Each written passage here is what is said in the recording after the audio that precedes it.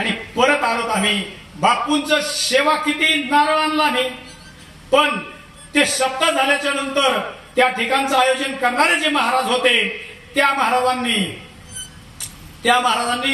पुन्हा एक निरोप घेऊन आले. ते महाराज ते म्हणले, इथं आम्हाला जामखेडमध्ये गाठलं. प्रसंग माझ्या समोर घडलेला आहे सगळा, त्याच्यामुळे मी इतका जोर लावून सांगतोय.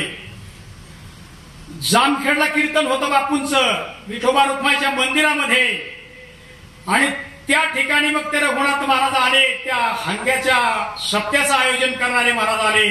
महाराजांनी दर्शन घेतलं बापूचं आणि म्हणले, बापू आपल्याला हंग्याला तुम्हाला यावं लागेल पुढच्या वर्षी.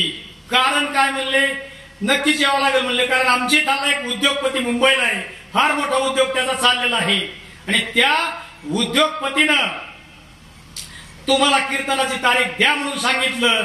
आणि आपण म्हणले मार्केटमध्ये जी सगळ्यात जास्त किमतीची गाडी असेल ना, ती गाडी म्हणले आपण बापूंना देऊ. असा महाराजांच्या मुखातलं वाक्य बाहेर पडतंय न पडतंय, तोच बापूंनी एक क्षणाचा सुद्धा विचार न करता म्हणले, महाराज दरवर्षी तुमच्या कीर्तनाला येत जाईल.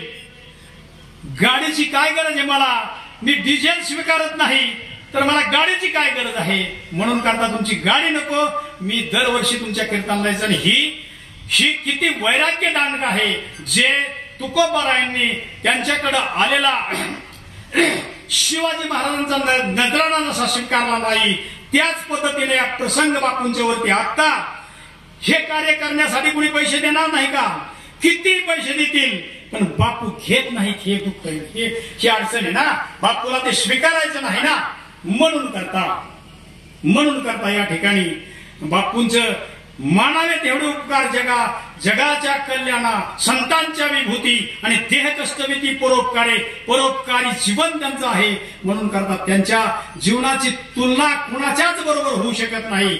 अनुपम्य जीवन त्यांचं आहे.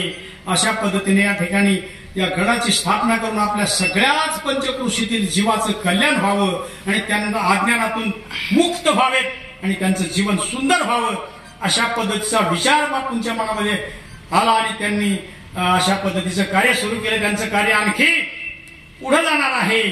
त्याच्यामध्ये आपण असलं पाहिजे आणि आपण चांगल्या मनाने या ठिकाणी असलं पाहिजे. आता दिसतंय या ठिकाणी बापूंच्या कुटुंबातील सर्व नातेवाईक, सर्व पाहुणे आणि त्यांचे मुलं सुद्धा त्याच पद्धतीने त्यांचा विचार बरोबर नेतील आणि आपण सुद्धा मित्रमंडळींनी सगळ्यांनी त्यांचं अनुकरण करावं, अशी या ठिकाणी सर्वांना विनंती करतो. आणि किंबहुना सर्व सुखी पूर्ण होणी तिही लोकी भजिजो आधी पुरुखी अखंडित. या ओवीवर मी सोडा ना, ओवी घेतले सोडा ना, सरळ सरळ ओवी किंबहुना सर्व